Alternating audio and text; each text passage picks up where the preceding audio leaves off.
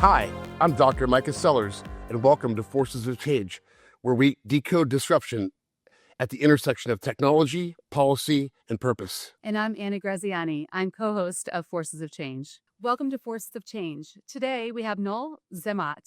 Today we're going to discuss AI, drones, and robots on the battlefield, political, moral, and ethical implications. In December 2024, the Ukraine conducted the first fully unmanned military operation. No soldiers on the ground, just weaponized robots and AI-guided drones attacking Russian positions.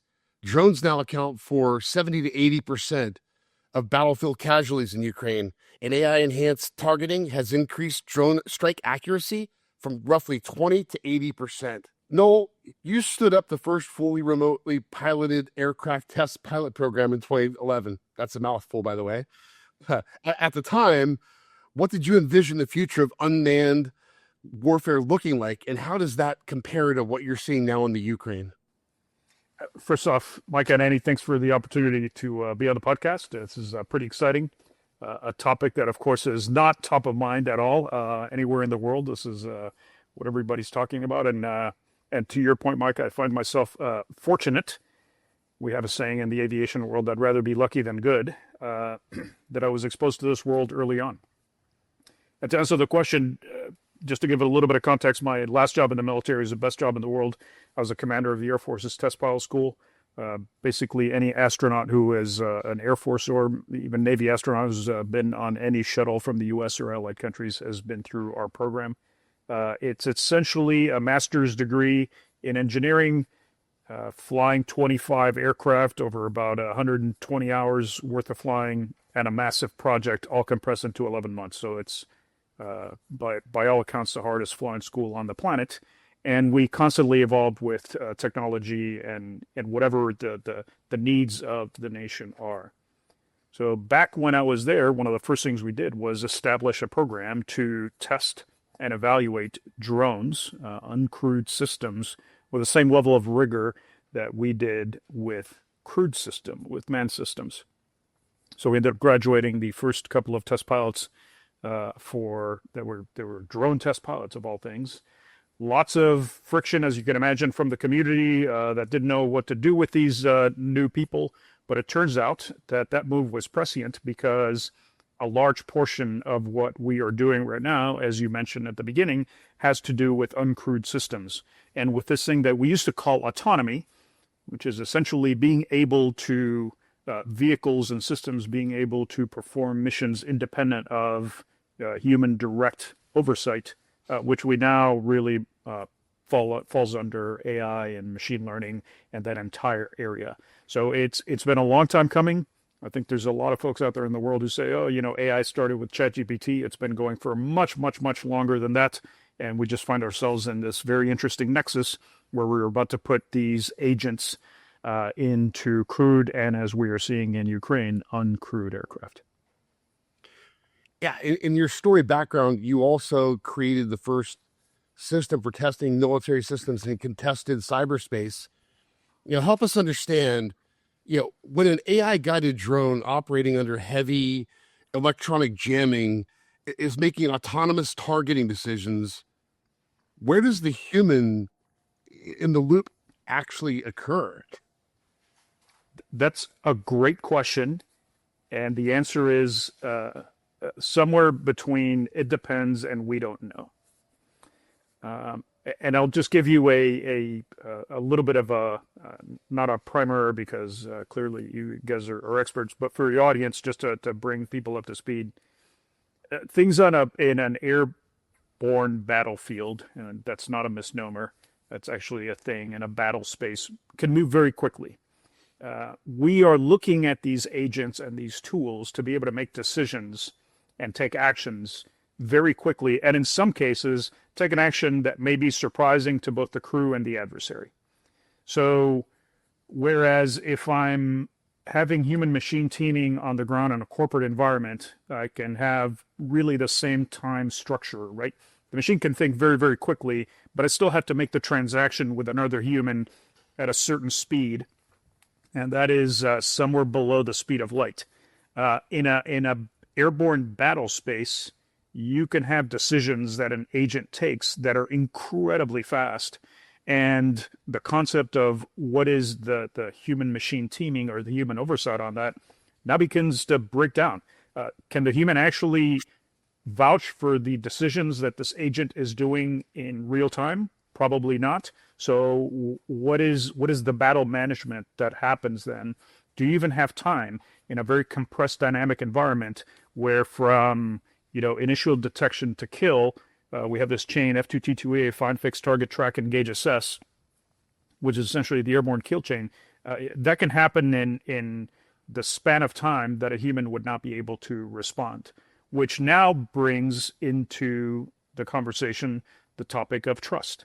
That means that you are going to be in situations where you don't have the physical capabilities to monitor and understand what this agent may be doing, what this AI may be doing. So what level of trust do you have on it? And that is a brand new frontier. Colonel Zamot, as someone who's flown both manned bombers and overseen unmanned missions, is there something fundamentally different about the psychology of remote warfare? And what I mean by that is, does physical distance from killing change the moral calculus for operators? That's a great question. It's a question that's been debated for a long, long time. The answer is it's different, but it's also the same. And I'll give you a personal example where I was wrong. Early on, I remember in my career, somewhere midway during my career, I started becoming aware, this is before I actually became the commander of the Air Force's test file school. I began to have professional conversations with folks who were exploring the areas of exactly what you're talking about, human factors in uncrewed systems. And for the audience, if you're talking, wait a second, what do you mean uncrewed systems? You just told me there's not a crew in there.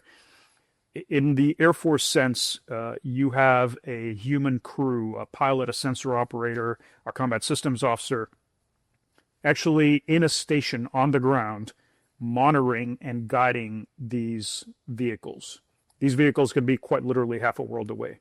So there are issues that over the years we have had to deal with. There's latency issues, right? If I pull on the stick and I try to avoid an obstacle or whatever, that's going to take some time to go through all the computers in the world and create that change in the vehicle literally half a world away. So we have become very comfortable with automated systems and some sort of augmentation for the crews. Early on, I thought, well, you're just watching a TV screen. How bad can it be? That's never going to rise to the level of an air crew that's in an airplane being shot at, possibly injured, deep behind enemy lines. And it turns out that we have learned. I was wrong. It turns out that there are very significant and very different concerns, human factors, human performance, psychological concerns with a person who is essentially, creating a combat effect on the other side of the world, and they're unable to, you're still killing a human being. It's now that you're seeing it on a screen, arguably a little bit closer than an air crew close by would be doing with a standoff weapon or something.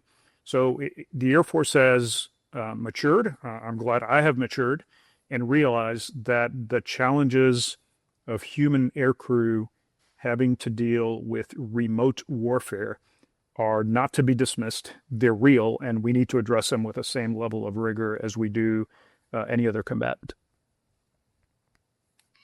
And you've flown B-52s, B-1s, B-2s, and these are aircraft that are designed for, mass destruction. So how is what we're seeing with autonomous drones categorically different from, say, like a cruise missile?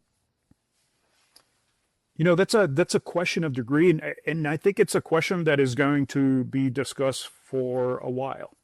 Mm-hmm. Right? A cruise missile at the end is a standoff weapon. And a standoff weapon basically means, in probably the simplest terms, it's a weapon that I can launch well outside of the ranges of enemy defenses. Right? So if the enemy defense has a range of 50 miles, but I can launch my weapon effectively, and there's all this terminology, launch acceptance range, the basket, all these things. But bottom line, if I can launch that weapon beyond the effective range of that threat, then that's a standoff weapon. I can stand off away from the threat and make that happen. A cruise missile can come from a ship, it can come from land, it can come from another vehicle. If it comes from an airplane, we call it a cruise missile, but it's really a standoff weapon.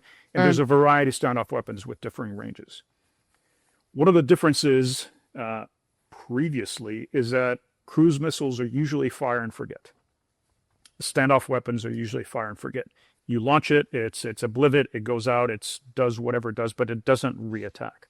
Whereas a drone, a UCAV, an uncrewed air vehicle, can actually go out and either drop its own weapons, drop its own standoff weapons, or continue to orbit until it attacks.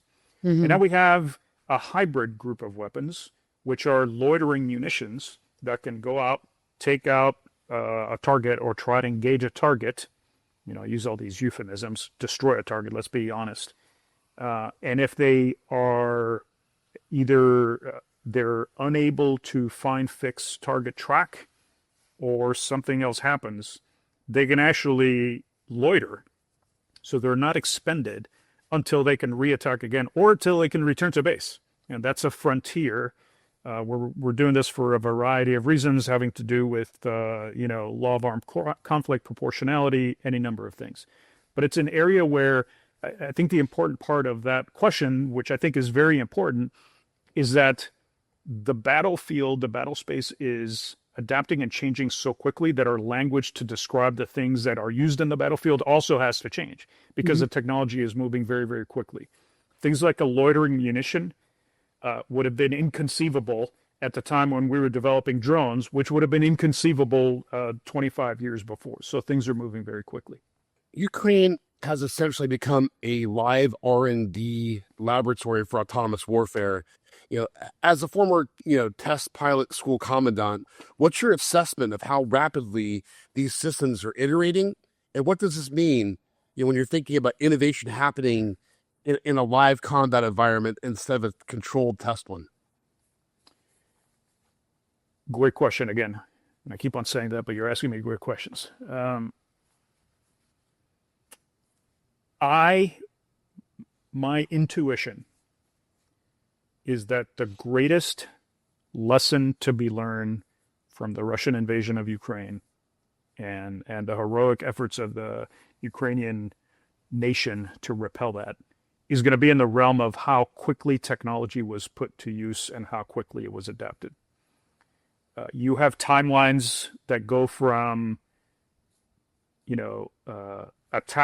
attack to intelligence to need to fielding that are in the matter of days or maybe even hours.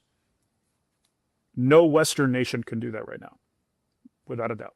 I mean, we can do it in a vacuum and maybe in a lab, and maybe if we have a monster garage full of the world's best tools and fabrication shop and developers, maybe we could do that.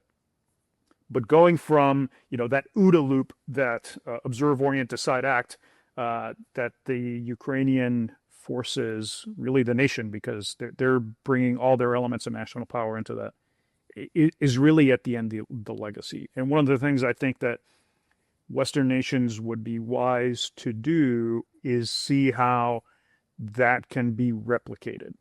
I think there's losses in what's currently going on. You got the type 1, type 2 error, send the guilty man free or put the innocent man in jail type of stuff. So there are some losses that are incurred because in the name of speed. But I think right now it's clear to everybody that speed is necessary. The urgency of the response is what's important.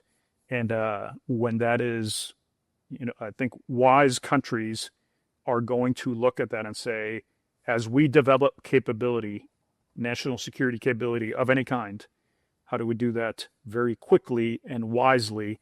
And how do we minimize the possible losses and errors that are there? So there is nothing that the Ukrainian military is using right now that's from a technology standpoint that is necessarily disruptive. It's the manner in which they have gotten to something that's cost effective and lethal that's really disruptive.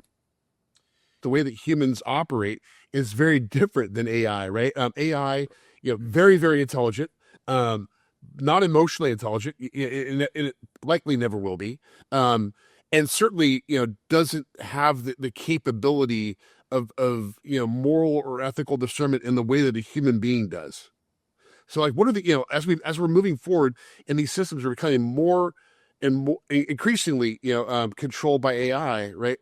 What are the moral and ethical obligations, right, of countries that are employing them? I'm going to answer that also fantastic question with a thought experiment, right? Imagine that airman somewhere, miles off the Vegas Strip, flying an airplane against an adversary on the other side of the world. But better yet, let's put ourselves, it's perception versus perspective, right? Let's put ourselves from the perspective of a battlefield commander. And they call in this vehicle to do a strike, right? I have troops in contact on the ground, and a combat uncrewed vehicle comes in and is about to drop a weapon, and it withholds, which means that it's about to drop the bomb, and then it says, nope, something's wrong, and it withholds. And now the jet goes back. What would be your reaction if that was a crewed, or not a crewed, it's an uncrewed system, but controlled by a human on the ground? I would argue that right now you would have a different reaction than if somebody told you, hey, that was completely AI controlled. Which one was right? Yeah. If it's a human, we can have a discussion afterwards and say, why did you withhold? Right. Well, I saw a blob over here. I thought it was one of our guys. I didn't follow the rules of engagement, but I followed the laws of armed conflict, and I withheld because that was the right thing. If it was an AI, hey, what did the AI withhold? We have no idea. And actually, that's going to be the answer. The answer is probably going to be, no, we have no idea until you take all that information, put it in a lab, put it in a simulation, do the analysis, and go, what happened? Unless we have some magic box that gives us AI insight into trust, which I don't think will happen anytime soon, you have two different human reactions to the same action by a vehicle just because you don't know whether that was controlled by a human or not. Now let's ask the opposite question. The vehicle was asked to withhold, but launched anyways, and kill somebody. If it's a human, what do you do? If it's a human operator? Mhm. Well, now there's a very long process that unfortunately we know a lot about on how you take care of somebody who, probably needs to be court-martialed because they took the wrong action, they broke the rules of engagement, and somebody died. What if it was an AI? How do you Right. take an AI on a court-martial because it did something? So I use that example to say this is a fundamental, and by the way, that's the type 1, type 2 error that I was talking about, right? On one hand, the thing should have dropped and it withheld. On the other one, it should have withheld and it dropped. Those are two types of errors that we can minimize one but not the other. And the goal that we have in training humans is to say, I can't train you and everything, so I'm going to educate you. Education is preparing you for the unknown. Training is preparing you for the known. I'm going to educate you in all these areas so you make better decisions on the outset. How does that look on an AI? And when do we know whether it's good enough? What if the AI performs exactly to the levels of a human, but it still makes mistakes, just like a human would? Is our tolerance for AIs zero mistakes? That's impossible. I can tell you right now, from a mathematical and physical and scientific standpoint, that's impossible. There will be some error. So how do you do that? And I think that's where we are in the industry and broadly in the discussion of ethics of AI in combat right now. I've simplified a lot, but I think that's to me that's the nugget of the question. Yeah, it's crazy. Yeah, you mentioned earlier, so this is topical, and it certainly is. Let's kind of switch gears. When you're thinking about what we're seeing in the Ukraine, clearly, it's a major advancement in kind of the battle space and how they're fighting. However, if we look at, unfortunately, right, what might be the next battleground, between Taiwan and China. What happens when near peers are fielding these kinds of technologies? When you have the Taiwan Strait, massive naval engagement, potentially thousands of autonomous systems on both sides, just it kind of boggles my mind. But the reality is, we might be there. It boggles my mind too, and we're at the point right now where,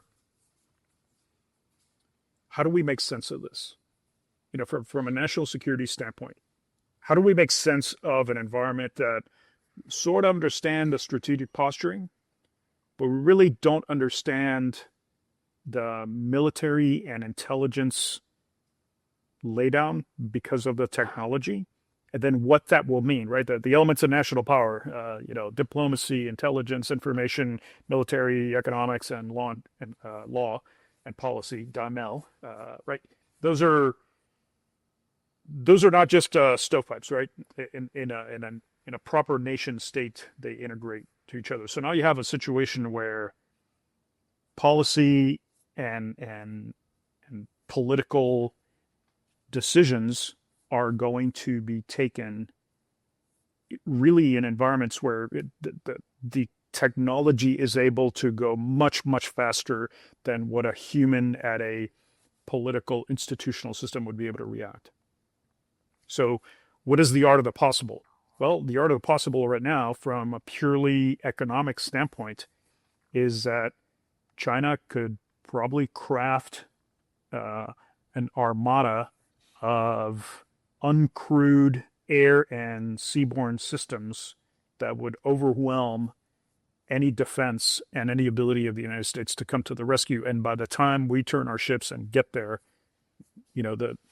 we're long gone, right? We're done. That's feasible. That's technologically feasible. Is it diplomatically feasible? Is it politically feasible? Is it economically or those are other questions that we don't have. But I think we need to start from at least the point of view of, could this happen? Let's bound that. And now let's what the rest of the world looks like once this previously inconceivable technological prowess has been demonstrated. I'm with you. I don't know if we have an answer for that, and I'm just struggling for a way to make sense of it. After 25 years of military service, founding a cybersecurity firm, advising on Puerto Rico's recovery, you've operated at the intersection of, tech policy and human crisis. What keeps you up at night, when you're thinking about where things are heading? Wow. That's a deep question, and I'm probably gonna, I'm gonna say a couple of things that hopefully won't alienate most of your listeners, but I'll have to. This is not a plug. I just have to say something. So I was educated as an engineer. The bulk of my military experience was as either a combat aviator or a test aviator. I went to the National War College, so I have formal master's level education in national security strategy and policy. And I also have an MBA. So I feel comfortable talking about technology, about the military, about national security, and about economics. Mostly because I couldn't hold a job, so I had to go back to school and learn about all those. And what keeps me up the most at night is that we have, the potential of leadership making political decisions that are divorced from the proper levels of education required in all those areas to truly be a superpower. And I'm not making any political assertion. I'm just saying that broadly. If you're making a military decision and you're not understanding the technology, the national security, or the economic side of that, you're making a wrong decision. If you're making an economic decision without understanding the technology or the national security implications, that's going to be incomplete. And that's what scares me at night, that people are going to say, oh, and listen, I'm going to annoy a lot of people. I got, I'll show you my diploma if you want. Card-carrying graduate from the Sloan School of Management at MIT. Got it. But what bothers me the most is decisions that are made on the point of view of a very bounded set of rewards, shareholder value, without looking at the much, much broader cost to society, the planet, the environment, and all those things. And we know this because over decades we have fixed this, right? People said, oh, this is all fake. What about the ozone hole? It went away. Yeah, the ozone hole went away because countries decided to basically ban these chemicals, and the ozone hole went away because the chemicals that were eating it were no longer eating it. So this is a win. And there's any number of things out there, I use that just as one analog that I think we can come together and understand, because we understand the science, we understand the policy, we understand. So taking decisions that are short-sighted just because, we need to win this race now, next week, without understanding the broader context of what that means for the world. To wit, your comment about an AI arms race. We're going to win the AI arms race. Okay, great. What happens when we win it? What's the economic impact and the policy impact and the legal impact? Those are things we need to. So I submit that, slow is smooth and smooth is fast is a saying we used to have in aviation, and I think it applies to a lot of things. I think it also applies to public policy. Sometimes, we just need to say, okay, we're going to take a little pause here. And I think we're at a point where we should have policy that at least puts bounds, very broad bounds, on what these things could do. The law will always lag behind technology, but one thing we're learning from these systems is that I may not be able to predict it, but I can bound it. So I think policy should take a similar approach. Colonel, we're coming to the part of the conversation where we ask every guest, kind of two questions that are central to this podcast. And I'll lead off.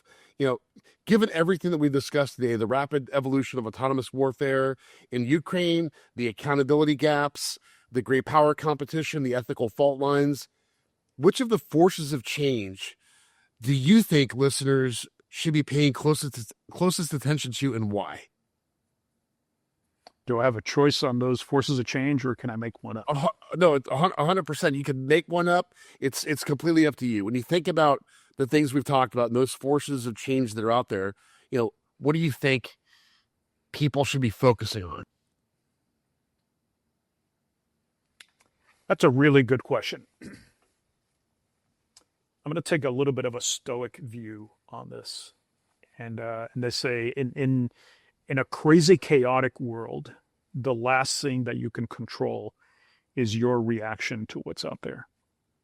And I think to the extent that you can control your reaction to the world and make it more back to the right answer is good communication.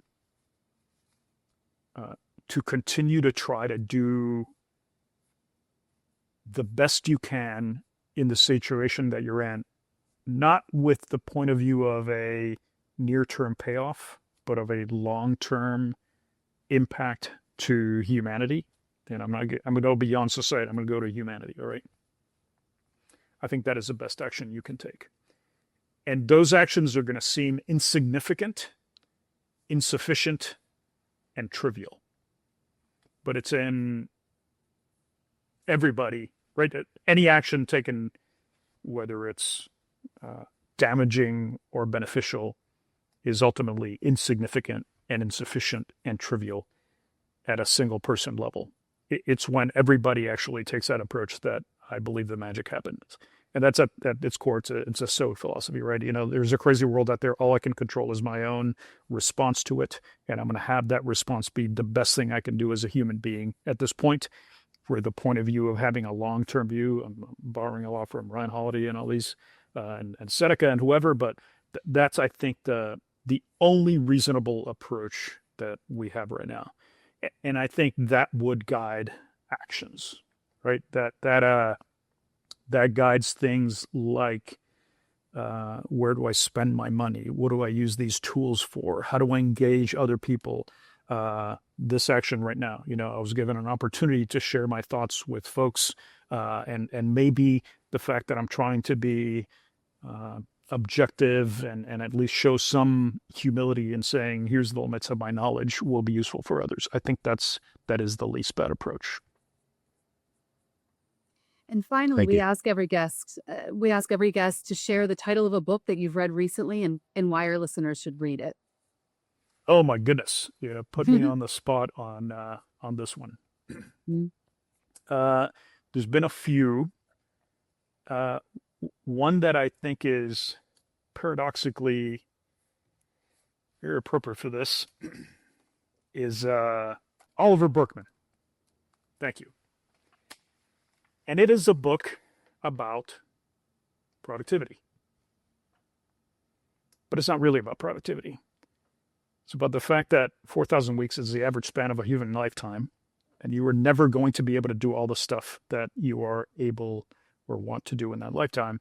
So it talks about things that I think are very topical to the era that we live in.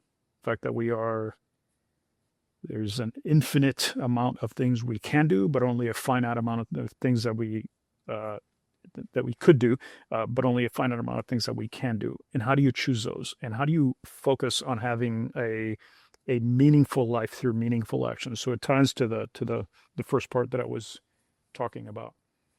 It's an incredible, sobering, incredibly hard to read, incredibly fast moving book. I realized I had to buy another copy because when I first read it, every other question, I'm going, my God, this is me, this is me, this is me. My wife read it, and she had exactly the same reaction, and I've kept it. It's one of those books that you keep. The last section basically gives you 10 ideas for, a more, fulfilling approach to your everyday struggles and life. And it masquerades as a productivity book, but it really isn't. It's you have 4,000 weeks. What are you going to do with them that's meaningful? How do you deal with a world that's crazy when you are trying to be a good person? What do you do when the world demands 36 hours of every day and you just cannot do that because it is impossible? And it gives you a little bit of insight into being able to say, this is enough, and this is where I'm going to focus on. And at the end of when you close the last page, you leave that book with a profound sense of what your limitations are, which is in a way incredibly liberating and rewarding. So 4,000 Weeks by Oliver Burkeman, highly recommend Thank you. everybody read it. I'll definitely give it a read. Yeah. So thank you so much for your time, Colonel. Thank you. In closing, where can people follow you? I know you have your own website, noelzamot.com. You got Corvus Analytics. I also want, to give your book a plug, The Archer's Thread. People should pick up a copy and give it a read. Thank you. Where can people find you? Yeah, I'm at noelzamot.com, noelzamot.com. You'll look at the website and go, this guy has ADHD because he's doing aviation and he's doing public speaking and he's doing writing and all that. And that's part of this book that I told you about. Those are things that I enjoy. You'll find a little bit of the work that I'm currently doing for the Air Force, a little bit of, some of my sharing of thoughts with folks. Like you mentioned, I find time to write it. I think everybody should have a creative outlet. That happens to be mine. Just finished my 4th novel, and it's just, take a look at it. Send me a note, noel@noelzamot.com, and would love to have a follow-up on this conversation. Thank you so much for having me. You gave me a lot of really hard questions that I had to try to audible right there on the spot. So this was great. I really enjoyed it. Thank you so much. Take care. Thank you. Take care.